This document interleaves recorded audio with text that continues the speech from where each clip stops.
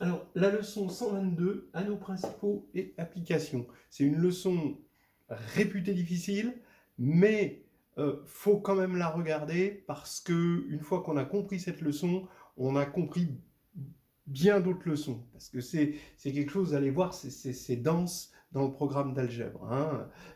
Ça se répartit partout. Voilà. Je vais commencer à faire un espèce de 6 minutes qui ne dure jamais 6 minutes. Avec moi, j'ai jamais réussi encore. Donc, d'abord une définition. Qu'est-ce que c'est qu'un anneau principal?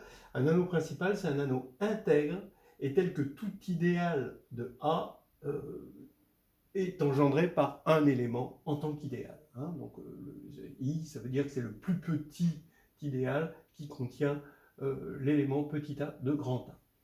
La première question qu'on peut se poser, c'est y a-t-il unicité de ce générateur? Et étant donné qu'on est dans le cas intègre, alors c'est facile de voir que l'unicité est vraie modulo les inversibles de A.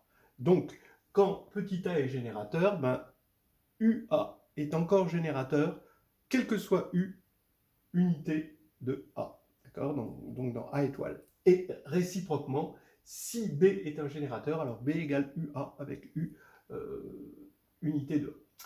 Bien, la première des choses, c'est que sur l'ensemble des idéaux d'un anneau, en général, il y a un ordre, c'est l'inclusion, et il y a des opérations, c'est l'addition, l'intersection et la multiplication.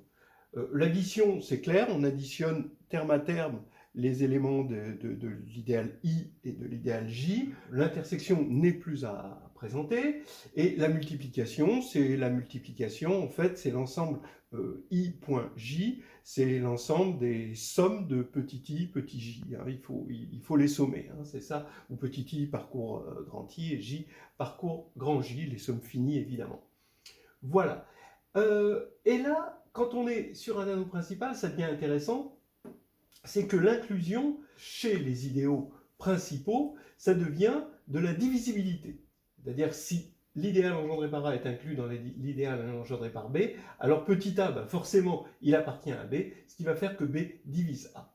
Et c'est l'adage diviser, c'est contenir. Alors, maintenant, ça veut dire qu'un nombre premier, d'accord, un nombre irréductible, mais irréductible c'est pareil que premier dans ce contexte-là, est forcément un idéal maximal. Quand on dit maximal, c'est qu'il n'y a pas d'idéal plus grand que lui, à part évidemment grand A. A ne compte pas parmi les idéaux pour la maximalité. Maintenant, l'addition, l'intersection et la multiplication des idéaux, quand les idéaux deviennent tous principaux, il va y avoir une opération qu'on va récupérer, ça va être le PGCD, le PPCM et la multiplication. Bon, alors ça on ne récupère pas parce que la multiplication on l'avait déjà. Mais on récupère quand même deux opérations, PGCD et PPCM. C'est-à-dire que quand on prend un idéal plus un autre idéal, donc forcément principal, on est dans un anneau principal, A plus B, ça va être, donc c'est l'idéal engendré par A et B, ça, hein, d'accord? Ça va être, on peut se ramener à qu'un seul élément. D'accord? Et cet élément, c'est le générateur de cet idéal, et donc c'est D.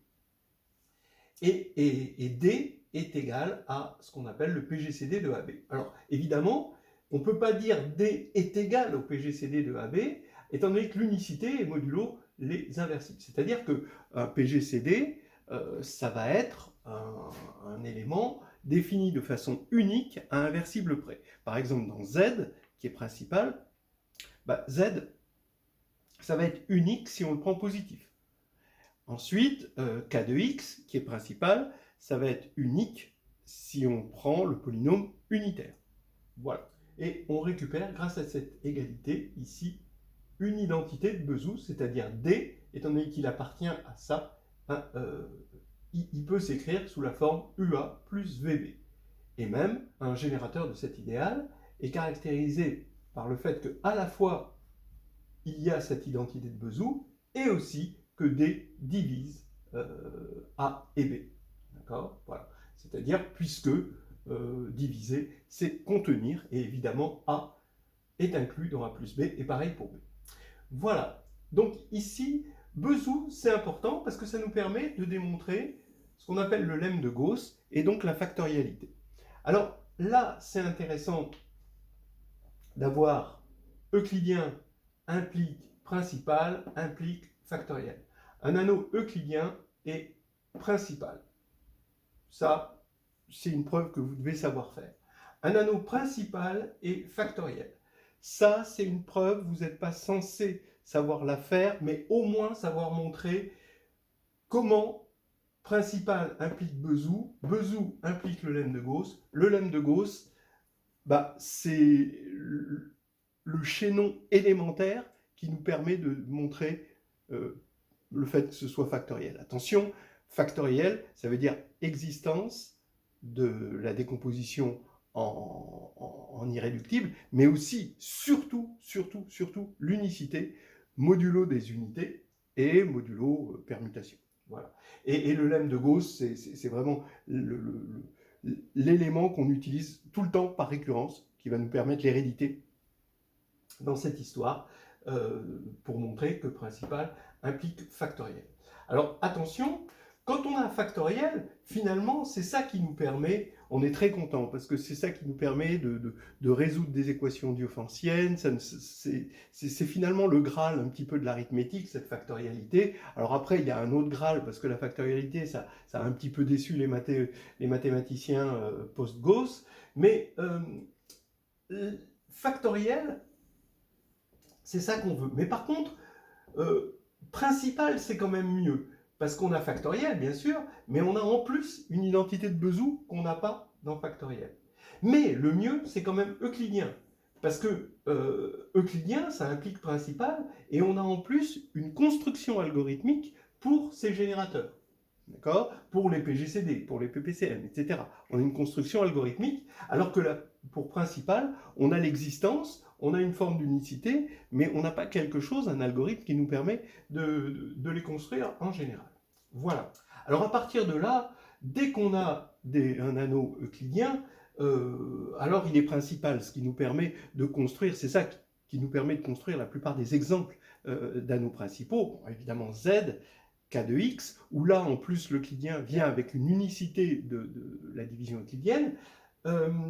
Maintenant, on a l'anneau des entiers de Gauss, l'anneau des entiers d'Eisenstein qui arrive, les décimaux. On a aussi l'anneau des séries entières en une variable. Bon, alors maintenant, quand A est principal, peut-on dériver d'autres anneaux principaux? Alors oui, effectivement, si petit a appartient à grand A et non nul, alors dans le corps de fraction, j'ai 1 sur A, et je peux regarder l'anneau engendré par A et 1 sur A. Voilà. Lui, il est principal. C'est comme ça, par exemple, qu'on construit, si A égale Z et petit a égale 10, c'est comme ça qu'on construit ce qu'on appelle les décimaux. Donc les décimaux, ça va être principal. Par contre, il n'y a pas d'extension, en général, A de X, l'anneau de polynôme sur X, est non principal. Sauf si A est un corps. Ça, c'est un si et seulement si. Voilà. Maintenant, quand on quotiente, A sur I, il n'est pas principal parce qu'il n'est pas censé rester intègre, mais par contre, ça va encore exister, parce que quand on va prendre un idéal ici, on va pouvoir le relever dans A, et il va être principal, et on va le ramener dans A sur I, et évidemment, comme on a une surjection, dans la surjection canonique, il y a surjection, et quand on aspire et qu'on repousse, on obtient le même objet. Et donc ici on a quelque chose qui est principal aussi. Donc les idéaux, tous les idéaux ici sont principaux dans un quotient. Voilà. Alors maintenant, je vous parlais de densité dans le programme. C'est ce qui permet finalement une certaine harmonie dans l'arithmétique et la réduction et les polynômes. Voilà. Les anneaux principaux nous permettent d'avoir du recul sur ces choses-là. Et on va pouvoir, dans Z, d'abord, oui, dans Z, c'est là où c'est le plus évident que l'anneau principal nous sert. On a la notion de PGCD, on a les systèmes de congruence avec le lemme chinois, et on a des équations diophantiennes sur Z qui utilisent des anneaux principaux un peu plus fins, comme par exemple l'anneau des entiers d'Eisenstein, l'anneau de Gauss, Z de I, etc. K de X, et pareil, on va avoir des PGCD, mais là les systèmes de congruence vont devenir de l'interpolation de Lagrange, même des exercices aussi un petit peu plus rigolos. Les problèmes d'évaluation, donc le morphisme d'évaluation qui va avoir un noyau. Tout noyau Ça, j'aurais peut-être pu même commencer par ça, hein. Tout noyau est un idéal et un noyau est principal. Donc là, ça devient important parce que l'évaluation est un noyau. Et les problèmes d'irréductibilité, dont on reparlera un tout petit peu plus tard. Dans la réduction, bah oui, hein, la réduction est liée à la notion de polynôme par ce qu'on appelle les polynômes d'endomorphisme, qui constituent une leçon. Et là, la principalité, le fait que k de x est principal, ça implique qu'on va avoir la notion de polynôme minimal, qu'on va avoir le lemme des noyaux avec la construction, parce que c'est euclidien, de ce qu'on appelle les projecteurs spectraux, grâce à un PGCD. Et puis, si on veut aller plus loin, le théorème de Frobenius, c'est ce qu'on appelle les polynômes invariants de similitude, dont le polynôme minimal est le premier invariant. Dans les groupes finis, on a la notion d'exposant, qui vient du fait que Z est principal, et dans les groupes abéliens finis, le fait que Z est principal implique qu'on a le théorème de structure avec une décomposition des groupes abéliens finis, hein, que vous connaissez certainement. Dans la théorie des corps, maintenant, la notion de corps de rupture est intimement liée à la notion d'anneau principal, ce qui permet de construire ensuite par récurrence des corps de décomposition, des clôtures algébriques, etc., etc. Donc tout ça repose sur le fait que k de x est principal, quand k est un corps. Ce qui nous permet, avec Bezout, de faire des calculs d'inverse, d'accord, et puis d'étudier l'irréductibilité. Alors l'irréductibilité, par exemple, donc vous avez un corps K, vous avez un élément alpha qui est algébrique sur K, donc il a un polynôme annulateur. Ben, l'ensemble de ces polynômes annulateurs, toujours pareil, par évaluation, et ben, ça va être un idéal principal, et donc ça va être engendré par un élément. Mais cette fois-ci, contrairement à ce qui se passe dans la réduction, le polynôme minimal finalement de cet élément sur K, il va être irréductible. Et réciproquement, si on arrive à démontrer qu'un polynôme annulateur de alpha est minimal sur K, alors forcément ce polynôme est irréductible, et ça peut se montrer grâce à des notions de degré. Hein. Voilà. Alors, maintenant, ben voilà, hein, regardez, hein, c'est quelque chose qui va servir dans l'arithmétique, les polynômes, ce qu'on appelle l'arithmétique des polynômes, d'ailleurs c'est lié à ça, hein. C'est les points communs entre k de x et z, et les points communs, c'est la principalité, hein, c'est l'arithmétique des polynômes. Ça se retrouve dans la réduction, ça va se retrouver même dans la géométrie affine, parce que même la notion même de décomposition réduite d'une isométrie s'appuie sur des histoires de polynômes minimaux et de choses comme ceci. Ça se retrouve dans les groupes, ça se retrouve dans la théorie des corps. Bon, j'ai envie de dire, qui dit mieux? Mieux! Redites-le, monsieur! Mieux! Trop tard! Ah oui, fallait le dire avant. Je le savais! Ah ben, fallait le dire alors.